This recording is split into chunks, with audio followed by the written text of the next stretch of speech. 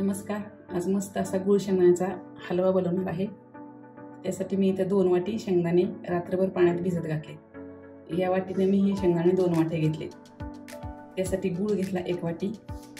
हे खोबरं किसून घेतले मी 1 वाटी, किसून मिक्सरला बारीक केलेले. मी इथे हे सुक्क खोबरं घेतले. तुमच्याकडे जर ओलं नारळ असेल तर त्याचं सुद्धा तुम्ही हे खोबरं घेऊ शकता. थोडे बदामाचे काप घेतले, थोडी जायफळ पूड घेतली आणि दूध गरजेनुसार घेतले. आता आपल्याला शेंगदाणे आणि दूध मिक्सरच्या भांड्यामध्ये वाटून घ्यायचे. शेंगदाणे आणि थोडं थोडं दूध टाकून हे वाटून घ्यायचे.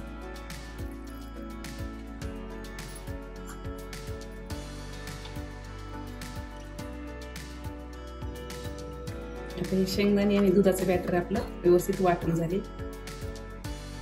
आता हे उरलेले शेंगदाणे पण आपल्याला वाटून घ्यायचे.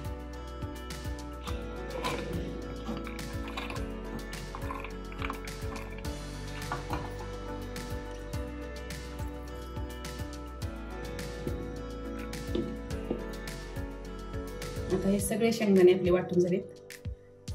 मला घेतलेल्यापेक्षा थोडंसं दूध आणखी जास्त लागले. हे असं भज्यासारखं बॅटर तयार झालं पाहिजे. आता हे सगळं बॅटर आपलं तयार झालेले.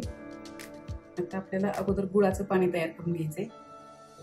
आणि 1 वाटी गुळ आपल्याला पातेल्यात ओतून घ्यायचा.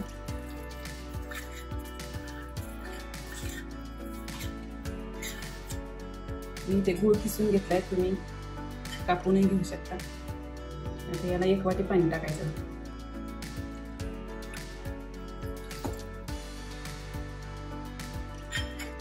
फक्त आपल्याला गुळ वितळून घ्यायचंय. त्याला फक्त एक उकळी घ्यायची, म्हणजे तोपर्यंत गुळ वितळतो. पाण्याला उकळी आली आणि गुळ आपला पूर्ण वितळलेला आहे. आपल्याला गॅस बंद करायचा. आता कढईमध्ये 2 चमचे तूप टाकायचं आणि हे शेंगदाण्याचं बॅटर टाकून घ्यायचं. सतत एकसारखं आपल्याला ढवळत राहायचं, नाही तर खाली कढईच्या तळाला चिटकेल. यातलं पूर्ण दूध आटेपर्यंत हे मिश्रण कोरडं होईपर्यंत आपल्याला परतून घ्यायचंय. मिश्रण आपल्याला सतत एकसारखं ढवळत राहायचंय. आता हे मिश्रण आपलं घट्ट होत आलेलं आहे. आता यामध्ये आपल्याला गुळाचं पाणी गाळून टाकायचं. गुळाचं पाणी गाळून टाकायचं. त्यात कचरा खडा काही असेल तर तो गाळणीमध्ये शिल्लक राहतो. आता हे पुन्हा चांगलं मिक्स करून घ्यायचं आणि पूर्ण आटेपर्यंत आपल्याला आता हे हलवून घ्यायचं. हे सतत हलवत राहायचंय. थोडंसं बुडबुड आहे त्याच्यामुळं थोडंसं लांबून करायचं, अंगावर उडण्याची शक्यता असते. हे मिश्रण आपलं घट्ट होत आलेलं आहे. आता यामध्ये आपल्याला आणखी 1 चमचा तूप टाकायचं आणि हे आपण बारीक करून घेतलेलं खोबरं, हे बदामाचे काप, थोडंसं मी इथं पिवळा कलर टाकलेला. आता हे चांगलं मिक्स करून घ्यायचं.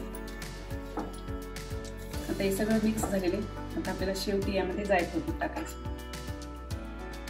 तुम्हाला विलायची टाकायची असेल तुम्ही विलायची टाकू शकता. हे छान मिक्स करायचं आणि गॅस बंद करायचा.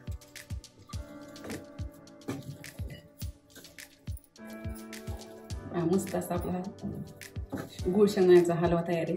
आता आपण एका ताटामध्ये काढू. वाटीला थोडंसं तूप लावू.